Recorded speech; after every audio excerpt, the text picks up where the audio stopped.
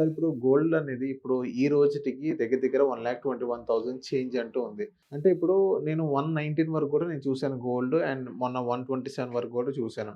అంటే ఇక్కడిక్కడే కన్సాలిడేషన్ స్టేజ్‌లో ఉంది గోల్డ్.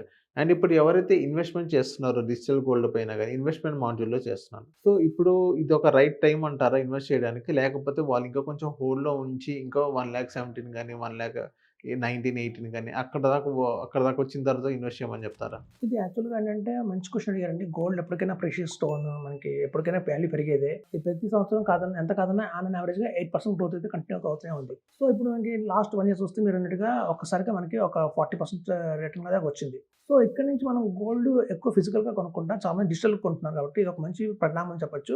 మనకు వీలైనంత ఎంతైతే మనకి అమౌంట్ ఉందో మన దగ్గర 1000, 10,000, 20,000 పెట్టి కూడా కొనుక్కోవచ్చు. సో కాబట్టి మీరు పార్ట్స్‌లో ఎప్పుడైతే గోల్డ్ కొంటూ ఉంటారో మీరు మంచిగానే అక్యుములేట్ చేయొచ్చు అందులో. సో రాబోయే రోజుల్లో మనం చూస్తే 2026లో కూడా రెసిషన్ రావచ్చని అంటున్నారు. ఒక యాంగిల్, ఒక యాస్పెక్ట్‌లో. సో ఎప్పుడైతే రెసిషన్స్ వచ్చాయో మార్కెట్‌లో మీకు అమాంతం గోల్డ్ పెరిగే అవకాశం చాలా ఉంది. అలాగే చూడండి ఇంకా వార్ సిట్యుయేషన్ మనకి పూర్తిగా పోలేదు. సో మళ్ళీ మనకి బాంబ్స్ కొంచెం అటుకటుకలు ఎక్స్‌ప్లోజ్ అవుతూనే ఉన్నాయి. బ్లాస్ట్స్ అవుతూనే ఉన్నాయి. సో ఎప్పుడైతే ఇట్లాంటి ఒక పరిణామం వచ్చిందో స్టాక్ మార్కెట్ అనేది పడుతుందన్నమాట. ఎప్పుడైతే ఇన్వెస్టర్స్ దగ్గర ఎప్పుడు డబ్బులు ఉంటాయండి. ఎప్పుడు మీరు ఏ కంపెనీని తీసుకోండి, కంపెనీ దగ్గర డబ్బులుంటాయి. మనీ అయితే ఉంటుంది. సో వాళ్ళకున్నది ఒకటే ఈక్విటీలో పెట్టాలా, నేను గోల్డ్‌లో పెట్టాలా? ఈ 2 ఆప్షన్స్ ఉన్నాయి. ఎందుకంటే ల్యాండ్‌లో పెట్టలేరు. ల్యాండ్‌లో పెడితే మాత్రం అమాంతం ల్యాండ్ మీద పెడితే లిక్విడిటీ ఉండదు. ఫస్ట్ ఆఫ్ ఆల్ లిక్విడిటీ ఉండదు. దాన్ని చర్న్ చేయలేరు. కాబట్టి ఆప్షన్స్ ఎప్పుడూ ఈక్విటీయా, గోల్డా.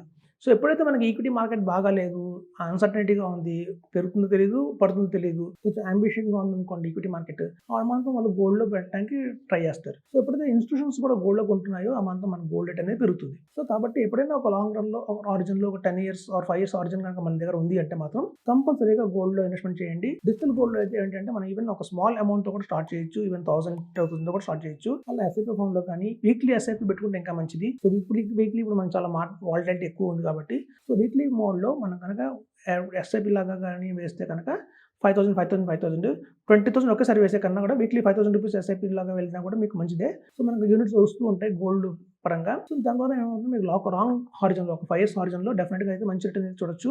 డబుల్ డిజిట్ రిటర్న్ చూడొచ్చు. 12%, 14% దాకా చూడొచ్చు.